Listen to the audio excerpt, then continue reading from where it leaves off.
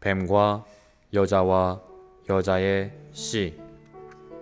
구주 3일 아침의 누림. 계시록 12장 3절 4절. 하늘에 또 다른 표징이 보였습니다. 크고 붉은 용 한 마리가 있는데, 용은 여자가 해산하면 바로 그 아이를 삼키려고 해산하려는 여자 앞에 서 있었습니다. 고린도후서 11장 2절. 내가 하나님의 질투로 여러분에게 질투합니다. 왜냐하면 내가 여러분을 한 남편이신 그리스도께 순수한 한 처녀로 드리려고 약혼시켰기 때문입니다. 비록 우리가 하나님의 백성 가운데 하나일지라도 중요한 문제는 우리가 여기에서 하나님의 백성으로서 서 있느냐 그렇지 않느냐이다. 모든 그리스도인들이 하나님의 백성이지만 그들 중 거의 대다수가 하나님의 백성의 위치를 떠났다. 사내 아이를 낳기 위해서는 적어도 하나님의 백성 중 일부가 여자의 합당한 위치로 되돌아오는 것이 필요하다. 이 위치에 있는 이들은 오직 하나님 한 분 이외에 다른 어떤 것도 갖지 않는다. 이들은 사내 아이를 낳기 위한 합당한 위치에 있는 여자이다. 우리 모두는 사실적이고 실질적으로 여자의 일부가 되어야 한다. 만일 여러분이 나는 피로 구속받았고 그 영으로 거듭났으며 그 영으로 충만합니다 라고만 말할 수 있다면, 마치 여러분은 자신은 유대인이며 또한 이스라엘 나라를 위하고 있다고 선포하는 뉴욕시의 유대인들과 같다. 그들이 유대인이긴 하지만 이스라엘 나라라고는 말할 수 없다. 그들은 이스라엘 나라를 돕고 있고 이스라엘 나라를 위하고 있지만 실질적으로 이스라엘 나라가 아니다. 이와 마찬가지로 오늘날 사내 아이를 낳을 사람은 자신의 위치를 떠난 흩어진 하나님의 백성이 아니다. 하나님께서 구속하신 백성 중 오직 그분의 경륜을 보고 순결한 여자의 위치로 기꺼이 돌아가려는 이들만이 사내 아이를 낳을 것이다.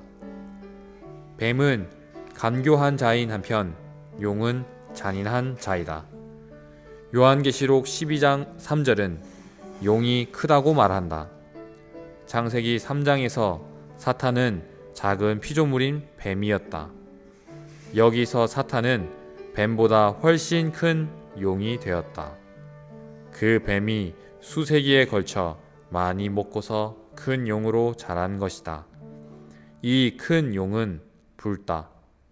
여기서 붉다는 것은 사탄이 많은 사람들을 살해하여 피를 흘리게 한 것을 상징한다. 아벨은 그 용에게 살해된 첫 번째 순교자였다. 마태복음 23장 35절에서 주 예수님은 의인인 아벨의 피에 대해 말씀하셨다. 용은 먹음으로써 클 뿐 아니라 오랜 세월에 걸쳐서 수많은 이기는 이들을 살해했기 때문에 붉다. 그 큰 용은 사탄이라고 불린다. 헬라어로 사탄이란 말은 대적자를 의미한다. 사탄은 하나님의 왕국 밖에 있는 하나님의 원수일 뿐 아니라 하나님의 왕국 안에서부터 하나님께 반역한 하나님의 대적자이기도 하다. 원수는 하나님의 영역 외부에 있는 적을 나타내고 대적자는 하나님의 영역 내부에 있는 적을 나타낸다. 요한계시록 12장 9절은 마귀와 사탄이라고 불리는 큰 용이 사람들이 사는 온 땅을 속이는 자라고 말한다. 아무도 예외가 될 수 없다.